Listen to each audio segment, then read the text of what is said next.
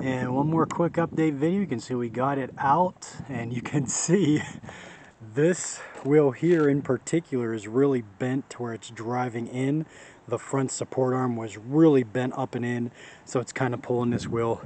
And this wheel, I have the car slightly turned to the right. This wheel is a little bit pushed into the top, but it's just angled in because it's turned. But you can see this now is in essence straight on this car with both wheels pointing in. It does though go straight. It does go backwards. The only other thing I did, just took the hose real quick, sprayed it off. I had a buddy from Green Hill Farms. The Bows helped me get the wheel back straight, so I'll put like just a thanks to them on the roof there. But the only thing I did was took this wheel off and bent the fender, kind of beat it up in to get the points out of it, and kind of beat it up in as much as I could. And yeah, you can see it's off the tire. There's a little piece on the inside there. It's kind of hard to see. I'll try to bend a little bit more with just a crowbar, but got that in. And again, the trunk, I'm just going to bend the corners in, but it's going to be like that. One hit, it'll get crunched in, and yeah, we'll see what she's got left. Put a little green paint on the bottom there, and I'll just put a coat of paint on that as whoever's going to run it, put the number they want on it. So again, the only thing I have left is to re-weld my cage. I'm actually going to do a better job of it this time, now that I know how to properly do it. I don't know why I wasn't doing it this way to begin with, but this tire here, we're just going to leave the flat on there. It's slightly rubbing, but it's still turning, and it just kind of is what it is. And it actually, because it's bent in, it actually helps kind of seemingly to keep the car straight. So this is her. She's again got one more run. We're going to see if a couple buddies I know, some have never done it, one hasn't done it in years, see if they want to do it. If not, hey, I'll jump back in her for one more ride. So we'll see. And here we are, the little over a day before the Derby, where this old girl is going to get her send-off run, her second run. You'll notice that there is an 18 on the side. We did, in fact, find a friend of ours. You can see we got big thanks to Green Hill Farms. Green Hill Farms is a local company near here, so all sorts of tractors and farm equipment, and just equipment in general. And their one boy, Brad, helped me with this one, getting the torch out, pulling that rear end out.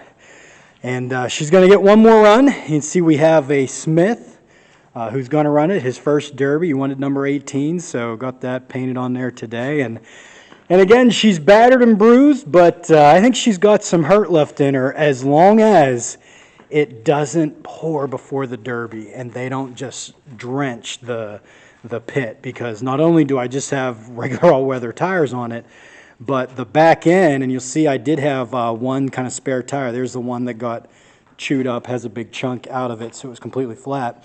I was able to beat in a little bit with the sledgehammer, the kind of sheet metal, but it's to the point where it's that really like solid, tough part of the sheet metal, and I was able to get the corners kind of bent in as much as I could. The tire is rotating.